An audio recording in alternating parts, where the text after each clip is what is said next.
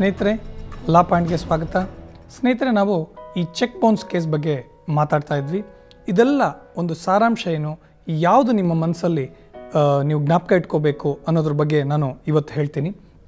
ಮೊದಲನೇದಾಗಿ ಈ check bounce ಕೇಸಲ್ಲಿ ಟೈಮ್ ನಿಗದಿ ಇದೆಯಲ್ಲ, ಟೈಮ್ ಟೇಬಲ್ ಅಂತ ಏನು ಹೇಳ್ತಾರೆ, ಅದನ್ನು ನೀವು ದಯವಿಟ್ಟು ಮನಸ್ಸಲ್ಲಿ ಇಟ್ಕೊಳ್ಳಿ, ಅದನ್ನು ನೀವು ಪಾಲನೆ ಮಾಡಿ.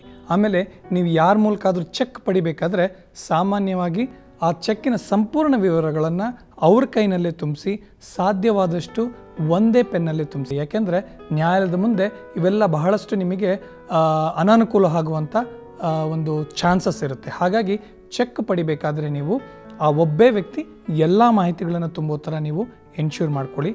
ಆಮೇಲಿಂದ ಈ ಚೆಕ್ಗೆ ಪ್ರೆಸೆಂಟ್ ಮಾಡ್ತಾ ಆ ವ್ಯಾಲಿಡಿಟಿ 3 ಮಂತ್ಸ್ನ ಜ್ಞಾಪಕ ಇಟ್ಕೊಳ್ಳಿ. ಮುಂಚೆ 6 ತಿಂಗಳಿತ್ತು, ಈಗ 3 ತಿಂಗಳಿಗೆ RBI ಮಾಡಿದೆ.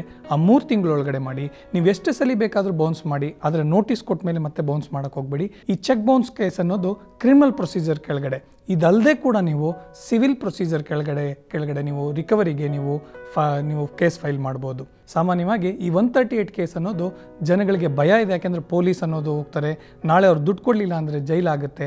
ಹಾಗಾಗಿ ಅವರು ಸೆಟಲ್ಮೆಂಟ್ಗೆ ಬೇಗ ಬರ್ತಾರೆ. ಆಮೇಲೆ ಇದು ಸುಮಾರು 1 ಅಥವಾ ಮ್ಯಾಕ್ಸಿಮಮ್ 2 ವರ್ಷದೊಳಗಡೆ ನಿಮಗೆ ನ್ಯಾಯ ಸಿಗುವಂಥ ಒಂದು ಪ್ರಕ್ರಿಯೆ.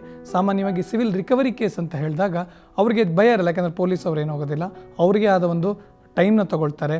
ಇದು ಲೇಟ್ ಆಗುವಂಥ ಒಂದು ಚಾನ್ಸಸ್ ಇರುತ್ತೆ. ಅದೇ ರೀತಿ ಯಾವುದೇ ರೀತಿ ಕಂಪನಿ ಮುಚ್ಚೋಗಿದ್ದರೆ, ಮರ್ಜರ್ ಆಗಿದ್ದರೆ, ಯಾರಾದರೂ ನಿಮಗೆ ಅದರಿಂದ ಮೋಸ ಆಗಿದ್ದರೆ, ನೀವು ಖಂಡಿತವಾಗ್ಲೂ ಅದರಲ್ಲಿರೋ ನಿರ್ದೇಶಕರ ಮೇಲೆ, ಸಿಗ್ನೇಟರೀಸ್ಗಳ ಮೇಲೆ ಹೋಗ್ಬಿಟ್ಟು ನೀವು ಹಣವನ್ನು ಖಂಡಿತವಾಗ್ಲೂ ವಸೂಲು ಮಾಡಬೇಕಾಗತ್ತೆ.